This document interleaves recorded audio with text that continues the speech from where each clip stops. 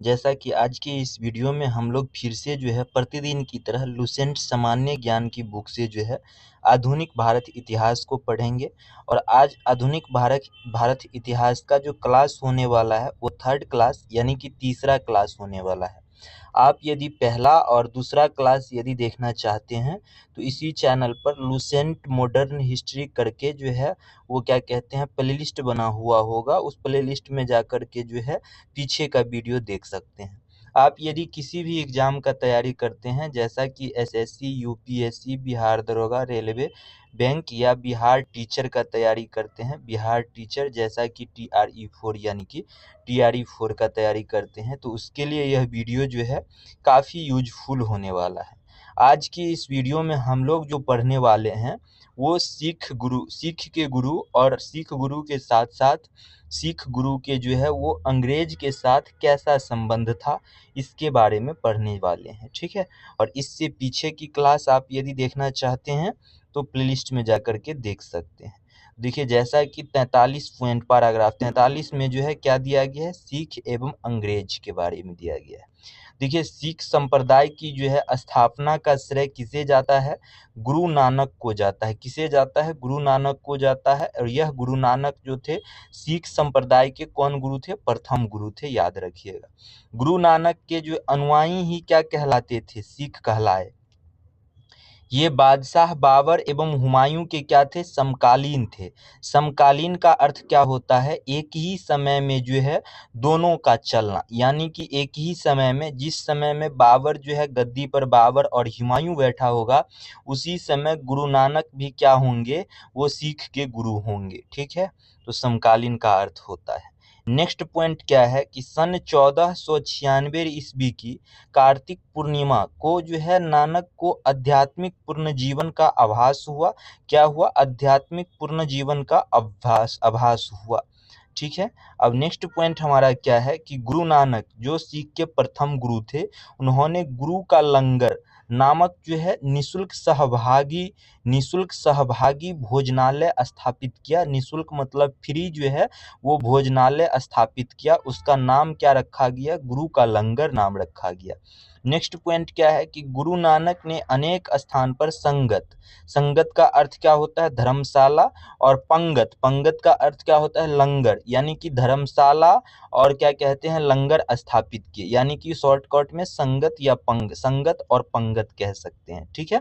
तो याद रखना है कि संगत का अर्थ धर्मशाला और पंगत का अर्थ लंगर होता है। नेक्स्ट पॉइंट क्या है कि संगत और पंगत ने गुरु नानक के अनुयायी के लिए एक संस्था का कार्य किया। यह धर्मशाला और लंगर क्या था, एक संस्था का कार्य किया जहां वे प्रतिदिन मिलते थे।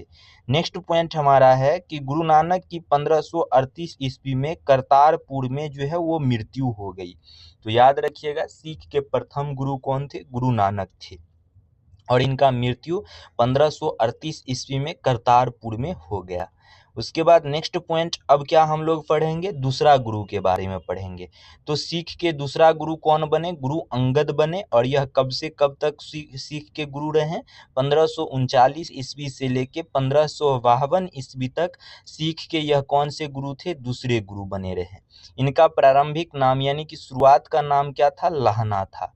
तो याद रखिएगा। नेक्स्ट पॉइंट, इन्होंने नानक द्वारा शुरू की गई लंगर व्यवस्था, यानी यह लंगर व्यवस्था जो निशुल्क भोजनालय वाली जो व्यवस्था थी यह गुरु नानक ने शुरुआत किया था।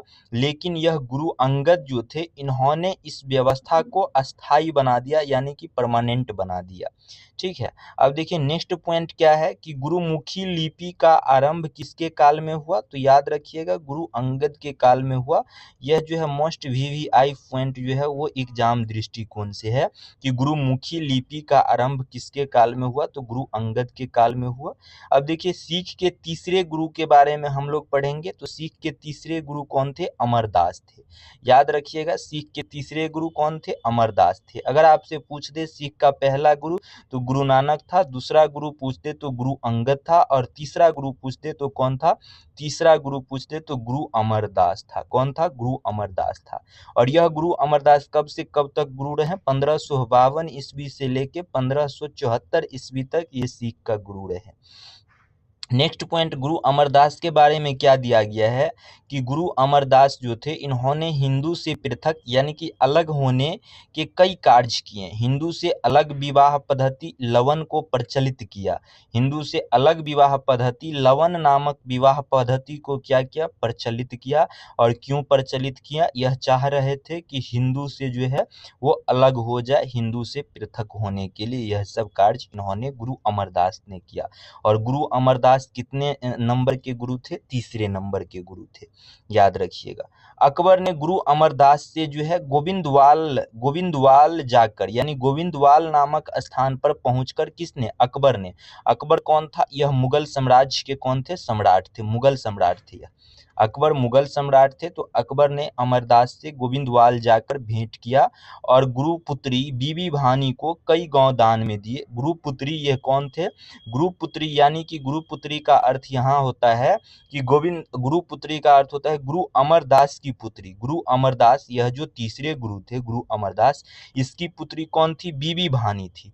और इस बीबी भानी को अकबर जो थे वो कई गांव जो थे वो दान में दिए थे। ठीक है, तो याद रखिएगा गुरुपुत्री कौन थी, बीबी भानी थी। यह किसका, अमरदास की पुत्री थी। अमरदास ने 22 गद्दी की स्थापना की और प्रत्येक पर एक महंत की नियुक्ति किया। ठीक ना, तो याद रखिएगा अमरदास ने 22 गद्दियों की स्थापना की और प्रत्येक पर एक महंत की नियुक्ति किया था। नेक्स्ट पॉइंट क्या है, हमारे एग्जाम दृष्टिकोण से बहुत ही महत्वपूर्ण पॉइंट है कि बीबी, यह बीबी कौन थी, गुरु अमरदास की पुत्री थी बीबी भानी। बीबी भानी के पति कौन थे, रामदास थे। और यह रामदास कौन, सिख के चौथे गुरु बने, सिख के चौथे गुरु बने। यानी बीबी भानी जो थी यह किसकी पुत्री थी, तो यह गुरु अमरदास की पुत्री थी, गुरु अमरदास की पुत्री थी। और गुरु अमरदास सिख के तीसरे गुरु थे। जब गुरु अमरदास का मृत्यु हो जाता है तो सिख का चौथा जो है गुरु कौन बनता है, गुरु रामदास बनता है। और यह गुरु रामदास कौन था, यह गुरु रामदास से जो है बीबी भानी का शादी होता है। यानी बीबी भानी का पति कौन था, गुरु रामदास। बीबी भानी का पिता गुरु अमरदास और बीबी भानी का पति कौन था, गुरु रामदास। और गुरु रामदास सिख के चौथे गुरु थे, याद रखिएगा। सिख का पहला गुरु जो था वो कौन था, सिख का पहला गुरु आपसे पूछ दे तो गुरु नानक था। सिख का दूसरा गुरु अगर आपसे पूछ दे तो याद रखिएगा सिख का दूसरा गुरु गुरु अंगद था। ठीक है, गुरु नानक, गुरु अंगद, गुरु अमरदास, तीसरा हो जाएगा गुरु अमरदास और चौथा हो जाएगा गुरु रामदास। ठीक है, गुरु रामदास, तो याद रखिएगा। और बीबी भानी के बारे में भी याद रखिएगा, बीबी भानी जो थी वो गुरु अमरदास की पुत्री थी और गुरु रामदास के जो थे वो पत्नी थी। तो देखिए यहाँ क्या है कि बीबी के पति रामदास सिख के कौन बने, चौथे गुरु हुए। अकबर ने बीबी भानी को 500 बीघा भूमि दी दान में और गुरु रामदास ने इसी भूमि पर अमृतसर नामक जलाशय खुदवाया और अमृतसर नगर की स्थापना किया। इसी भूमि पर अमृतसर नामक जलाशय खुदवाया और इसी भूमि पर जो है वो अमृतसर नगर की स्थापना भी किया। तो अगर आपसे एग्जाम में पूछ दिया जाए कि अमृतसर की स्थापना किसने किया, तो सिख के चौथे गुरु रामदास ने किया। और यह सिख के चौथे गुरु बीबी भानी के पति थे। और क्या कहते हैं, यह सिख के चौथे गुरु गुरु रामदास जो थे वो गुरु अमरदास यानी कि तीसरे सिख के गुरु के जो थे वो दामाद थे। ठीक है, अब देखिए नेक्स्ट पॉइंट इसी में क्या है कि गुरु रामदास ने अपने तीसरे पुत्र अर्जुन को गुरु का पद सौंपा। गुरु रामदास ने अपने तीसरे पुत्र गुरु अर्जुन को गुरु का पद सौंपा। इस प्रकार इन्होंने गुरु पद को क्या बनाया, पैतृक बना दिया। इस प्रकार गुरु रामदास जो है वो गुरु पद को क्या कर दिया, पैतृक बना दिया। तो यहाँ से देखिए और एक पॉइंट इसमें जोड़ लीजिएगा कि गुरु अमरदास जो थे, गुरु अमरदास बीबी भानी के जो थे वो पिता थे। और बीबी भानी के जो क्या कहते हैं गुरु रामदास यह पति थे। और पांचवा गुरु जो बना था वो अमर बना, कौन बना, पांचवा गुरु जो बना था वो अर्जुन बना। यह अर्जुन कौन था, बीबी भानी का पुत्र था। तो बीबी भानी का जो है पति चौथा गुरु रामदास बना और बीबी भानी का पुत्र पांचवा गुरु अर्जुन जो है वो गुरु बना। ठीक है, सिख का गुरु बना। और तीसरा गुरु तो बीबी भानी का पिता था, वो गुरु अमरदास। ठीक है, तो याद रखिएगा, पहला गुरु आपसे पूछ दे तो गुरु नानक हो जाएगा, दूसरा गुरु आपसे पूछ दे तो गुरु अंगद हो जाएगा, तीसरा गुरु पूछ दे तो गुरु क्या कहते हैं वो अमरदास हो जाएगा, चौथा गुरु पूछ दे तो रामदास हो जाएगा, और पांचवा गुरु पूछ दे तो कौन हो जाएगा, अर्जुन हो जाएगा। ठीक है, तो अब चलिए हम लोग पांचवें गुरु के बारे में पढ़ते हैं यहाँ से। तो देखिए नेक्स्ट पॉइंट क्या है, यहाँ पांचवा गुरु के बारे में दिया गया है, गुरु अर्जुन के बारे में। यह गुरु अर्जुन कौन थे, गुरु रामदास यानी चौथे गुरु के पुत्र थे, यानी बीबी भानी जो अमरदास की पुत्री थी उसका पुत्र था। अब देखिए यह 1581 ईस्वी से 1606 ईस्वी तक जो है वो गुरु बने रहे हैं सिख का, और सिखों के पांचवें गुरु यह हुए गुरु अर्जुन। ठीक ना। अब इन्होंने सिख के धार्मिक ग्रंथ आदि ग्रंथ की रचना किया। तो यह एग्जाम दृष्टिकोण से बहुत ही महत्वपूर्ण है कि सिख के धार्मिक ग्रंथ जो आदि ग्रंथ था उसका रचना किसने किया, तो कहना है गुरु अर्जुन ने किया। अब इसमें गुरु नानक की प्रेरणा प्रद प्रार्थना और गीत संकलित है। ठीक है, अब नेक्स्ट पॉइंट नोट में दिया गया है कि गुरु ग्रंथ साहिब यानी आदि ग्रंथ में सिख गुरुओं के साथ साथ कबीर, नामदेव एवं रैदास की रचना को भी सम्मिलित किया गया। तो एग्जाम दृष्टिकोण से बहुत ही महत्वपूर्ण पॉइंट है कि आदि ग्रंथ जो सिख गुरुओं के साथ साथ कबीर, नामदेव एवं रैदास की रचना को भी क्या करा गया है, इसमें सम्मिलित किया गया है। कबीर की रचना, कबीर, नामदेव और रैदास, इन तीनों की रचना को इसमें सम्मिलित किया गया है। नेक्स्ट पॉइंट, गुरु अर्जुन ने अमृतसर जलाशय के मध्य में हरमंदर साहब का निर्माण कराया था। देखिए अमृतसर का स्थापना किसने किया था, तो अमृतसर का स्थापना गुरु क्या कहते हैं, रामदास ने किया था। और अमृतसर जलाशय के बीच में जो है हरमंदर साहब की स्थापना किसने किया था, तो अर्जुन ने किया था, यानी गुरु अर्जुन ने किया था, सिख के पांचवें गुरु ने किया था। तो याद रखिएगा। और अमृतसर पूछ लिया जाए किसने, तो सिख के चौथे गुरु रामदास ने स्थापना किया था। नेक्स्ट पॉइंट क्या है, राजकुमार खुसरो की सहायता करने के कारण जहांगीर ने 1606 ईस्वी में गुरु अर्जुन को क्या करा था, मरवा दिया था। अब देखिए यहाँ थोड़ा सा समझने वाली पॉइंट है। देखिए यहाँ क्या है कि राजकुमार खुसरो, यह राजकुमार खुसरो कौन थे, यह राजकुमार खुसरो जो थे वो जहांगीर का पुत्र था।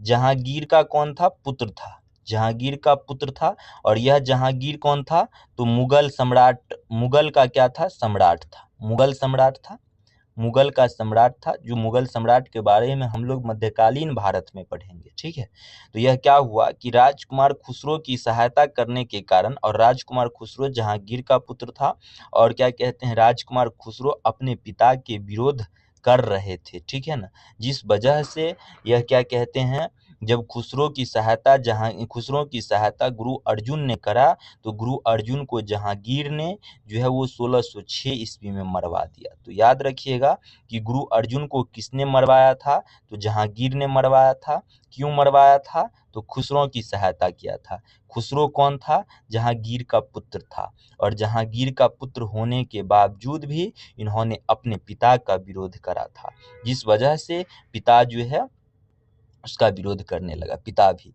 नेक्स्ट पॉइंट क्या है, सिख के छठे गुरु के बारे में पढ़ेंगे। पहला गुरु हम लोग पढ़ चुके हैं गुरु नानक को, दूसरा गुरु भी हम लोग पढ़ चुके हैं गुरु अंगद को, तीसरा गुरु भी हम लोग पढ़ चुके हैं अमरदास को, चौथा गुरु भी हम लोग पढ़ चुके हैं गुरु रामदास को, पांचवा गुरु भी हम लोग पढ़ चुके हैं गुरु अर्जुन को।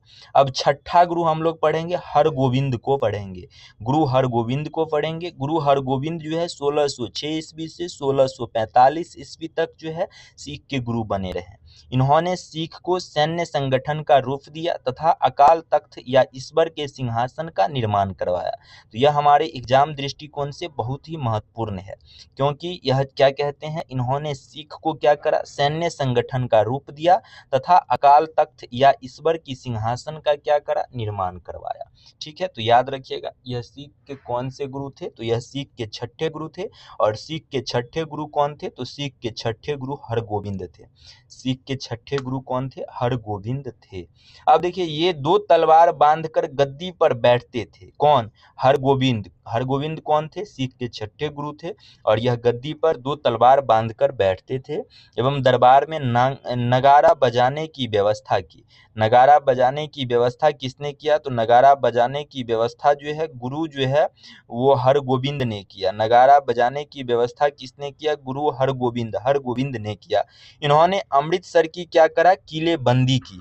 तो याद रखिएगा, अमृतसर को की किलेबंदी किसने की? तो गुरु हरगोविंद ने किया। लेकिन अगर आपसे पूछ दिया जाए एग्जाम में कि अमृतसर की स्थापना किसने किया, तो सिख के चौथे गुरु ने किया। और सिख के चौथे गुरु कौन था? तो गुरु रामदास था। ठीक है, उसके बाद देखिए गुरु रामदास था, लेकिन गुरु अर्जुन जो 5वां गुरु था सिख का, उन्होंने भी अमृतसर जलाशय के मध्य में यानी कि हरमंदर साहब का निर्माण कराया था। तो याद रखिएगा, सॉरी क्या हो गया ये, अब देखिए यहाँ जो है हम लोग पढ़ रहे थे अमृतसर के बारे में। तो अमृतसर की स्थापना किसने किया? चौथे गुरु रामदास ने किया और 5वें गुरु अर्जुन देव जो थे वो हरमंदर साहब की स्थापना अमृतसर जलाशय के मध्य में किया था। और छठे गुरु हरगोविंद जो थे उन्होंने अमृतसरों की जो है वो किलेबंदी की, यानी चारों ओर से किलेबंदी का अर्थ होता क्या है? बाउंड्री मरवाना। ठीक है, अब नेक्स्ट गुरु हम लोग क्या पढ़ेंगे? 7वें गुरु के बारे में, हर राय के बारे में पढ़ेंगे। तो फिर से एक बार हम लोग क्या करते हैं, रिपीट कर लेते हैं कि पहले गुरु कौन थे? तो पहला गुरु गुरु नानक था। दूसरा गुरु का बात करें तो कौन था? गुरु अंगद था। तीसरा गुरु का बात करें तो कौन था? अमरदास था। चौथा गुरु का बात करें तो रामदास था। 5वां गुरु का बात करें तो रामदास का पुत्र अर्जुन था। छठा गुरु का बात करें तो हरगोविंद था। और हम लोग अब जो पढ़ने जा रहे हैं वो 7वां गुरु पढ़ने जा रहे हैं। 7वां गुरु पढ़ने जा रहे हैं सिख के जो है वो 7वां गुरु। तो सिख के 7वां गुरु कौन था? सिख का जो 7वां गुरु है वो सिख का 7वां गुरु हर राय। हरगोविंद के बाद कौन आता है? हर राय। और हरगोविंद से पहले कौन था? अर्जुन। अर्जुन से पहले कौन था? गुरुदास था।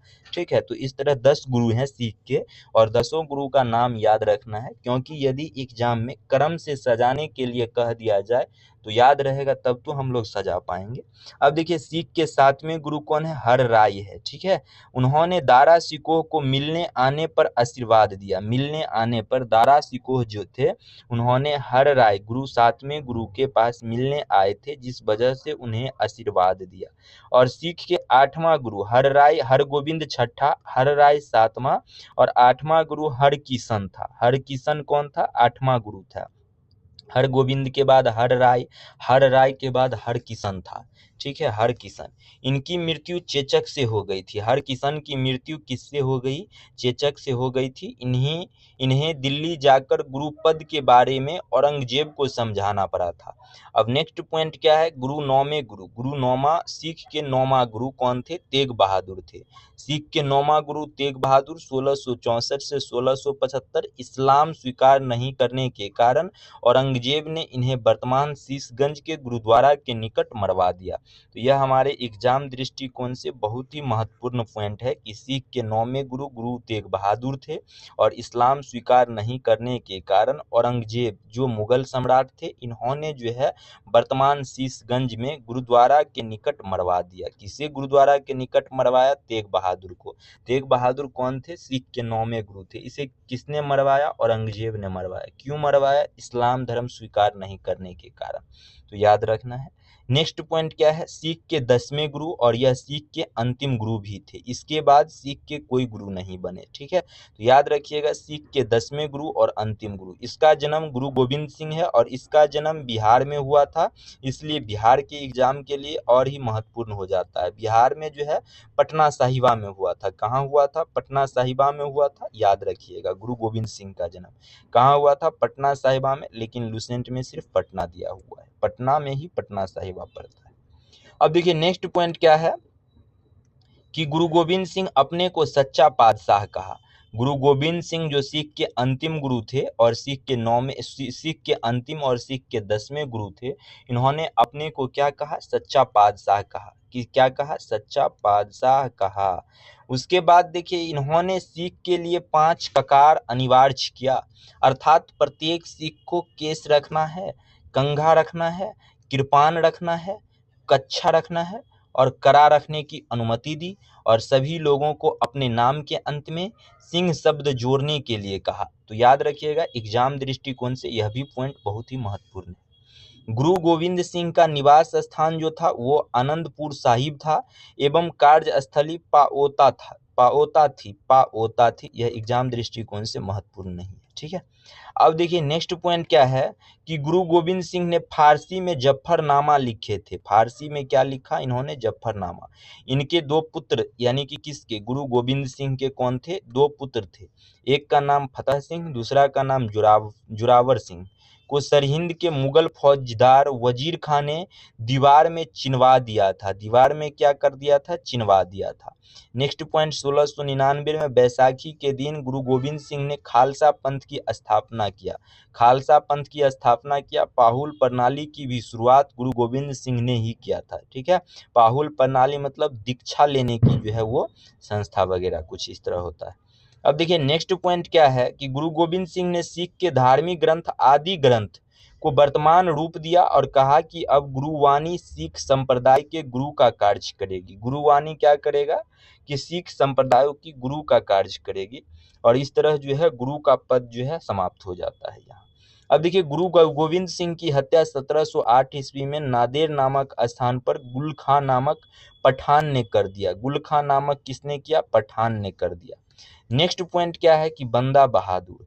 बंदा बहादुर, इनका जन्म 1670 ईस्वी में पूंछ जिले के रजौली गांव में हुआ था। इनके बचपन का नाम लक्ष्मण दास था। इनके पिता रामदेव भरद्वाज राजपूत थे। बंदा का उद्देश्य पंजाब में एक सिख राज्य स्थापित करने का था। इसके लिए इन्होंने लोहगढ़ को राजधानी बनाया। इन्होंने गुरु नानक एवं गुरु गोविंद सिंह नाम के सिक्के चलवाए। गुरु नानक कौन थे? यह सिख के पहले गुरु थे और गुरु गोविंद सिंह सिख के 10वें गुरु थे। इन दोनों के नाम का क्या करा? इन्होंने सिक्के चलवाए। बंदा ने सरहिंद के मुगल फौजदार वजीर खां की हत्या कर दिया। वजीर खां की क्या कर दिया? हत्या कर दिया। किसने हत्या कर दिया? बंदा ने कर दिया। यह कौन थे? वजीर खां मुगल फौजदार थे। नेक्स्ट पॉइंट है कि मुगल बादशाह फरुखसियर के आदेश पर जो है 1716 ईस्वी में बंदा सिंह की भी जो है गुरदासपुर नागल नामक स्थान पर पकड़कर मौत के घाट उतार दिया गया। नेक्स्ट पॉइंट हमारा क्या है कि यहाँ नेक्स्ट पॉइंट है कि शहादरा कत्लगाड़ी के नाम से विख्यात है। शहादरा किसके नाम से विख्यात है? कत्लगाड़ी के नाम से विख्यात है, जहां बंदा ने हजारों मुगल सैनिकों की मौत के घाट उतार दिया था। हजारों मुगल सैनिक को बंदा ने कहां मौत का घाट उतारा था? शहादरा में उतारा था, जिस वजह से शहादरा को कत्लगाड़ी के नाम से जो है विख्यात करा गया था। अब बंदा की मृत्यु के बाद सिख कई छोटे छोटे टुकड़ों में बंट गए। बंदा का जब मृत्यु हो गया, बंदा एक व्यक्ति का नाम था और इसका जब मृत्यु हो जाता है तो सिख कई छोटे छोटे टुकड़ों में बंट गए। 1748 ईस्वी में नवाब करपूर सिंह की पहल पर सभी सिख टुकड़ियों का दल खालसा में विलय हो गया। जितने भी टुकड़ी छोटे छोटे टुकड़ों में बटे थे सिख के, उन टुकड़ियों को दल जो है खालसा में क्या हो गया? विलय हो गया। दल खालसा को जस्सा सिंह आहलूवालिया के नेतृत्व में रखा गया, जिसे बाद में 12 दलों में विभाजित किया गया और इसे मिसल कहा गया। यानी कि दल को जो है इस तरह जो है आहलूवालिया के नेतृत्व में जस्सा सिंह के, खालसा को किसके? आहलूवालिया के नेतृत्व में रखा गया, जिसे बाद में 12 दलों में क्या करा गया? विभाजित किया गया और इस दल को जो है क्या कहा गया? मिसल कहा गया। ठीक है, तो यह सब एग्जाम दृष्टिकोण से यह पॉइंट महत्वपूर्ण नहीं था। अब देखिए यहाँ क्या कह रहा है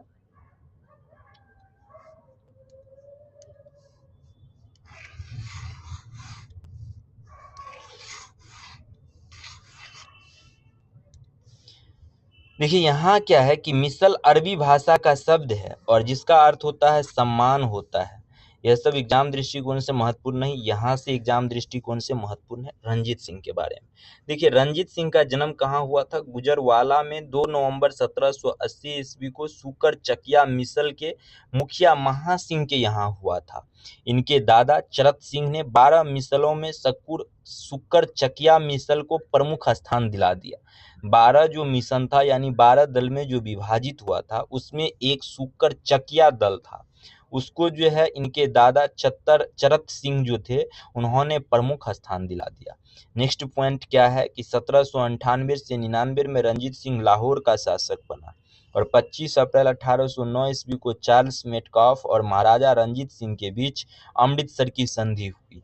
रंजीत सिंह के राज्य 4 सूबों में बट गए था, पेशावर, कश्मीर, मुल्तान और लाहौर में बट गया था। तो याद रखिएगा, एग्जाम दृष्टिकोण से बहुत ही महत्वपूर्ण पॉइंट है कि रंजीत सिंह का राज्य अगर आपसे पूछ लिया जाए किन किन 4 सूबों में बट गया था, तो एक पेशावर में बटा था, दूसरा कश्मीर में बटा था, तीसरा मुल्तान में बटा था, चौथा लाहौर में बटा था।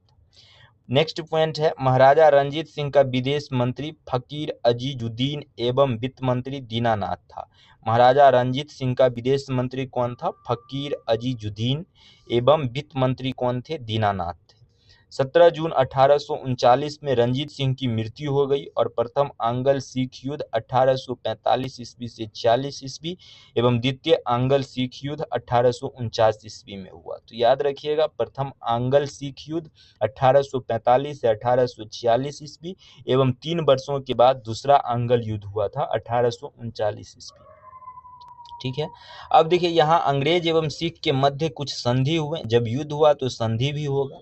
तो देखिए, जब युद्ध हुआ तो संधि हुआ 9 मार्च 1846 ईस्वी को, और यह किस प्रकार का संधि था? तो लाहौर की संधि, यानी कि लाहौर में यह संधि हुआ था। और इस संधि के तहत प्रथम आंग्ल युद्ध, सिख आंग्ल युद्ध जो है वो खत्म हो चुका था। भैरववाला की संधि 22 दिसंबर 1846 ईस्वी में, और इस संधि के तहत राजा दलीप सिंह के संरक्षण हेतु अंग्रेजी सेना का प्रवास पंजाब में मान लिया गया। ठीक है, तो याद रखिएगा, यह सब एग्जाम दृष्टिकोण से महत्वपूर्ण पॉइंट है। अब नेक्स्ट पॉइंट है कि 20 अगस्त 1847 ईस्वी को महारानी जिंदा को राजा दलीप सिंह से अलग कर 48,000 वार्षिक पेंशन देकर शेखपुरा भेज दिया गया। ठीक है, अब नेक्स्ट पॉइंट हमारा क्या है? दूसरा नेक्स्ट पॉइंट कि द्वितीय आंग्ल सिख युद्ध जो 1849 ईस्वी में हुआ था, उसके दौरान पहली लड़ाई चिलियानवाला की लड़ाई हुआ था। सिख नेता शेर सिंह एवं अंग्रेज कमांडर गफ के मध्य लड़ी गई थी। दूसरी लड़ाई गुजरात के चिनाब नदी के किनारे चार्ल्स नेपियर के नेतृत्व में अंग्रेज ने 21 फरवरी 1849 ईस्वी को लड़ी, और इस युद्ध में सिख बुरी तरह क्या हुआ? पराजित हो गए। ठीक है, तो याद रखिएगा।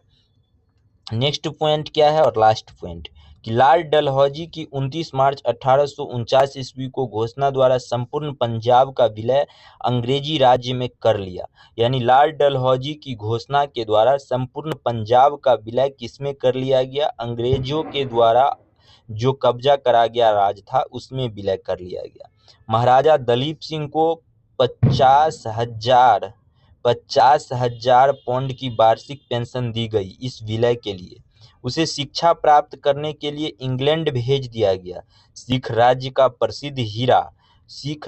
प्रसिद्ध हीरा जो था कोहिनूर को महारानी विक्टोरिया को भेज दिया गया।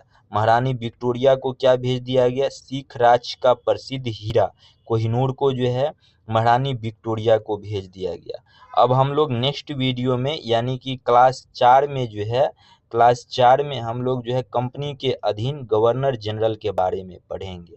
ठीक है।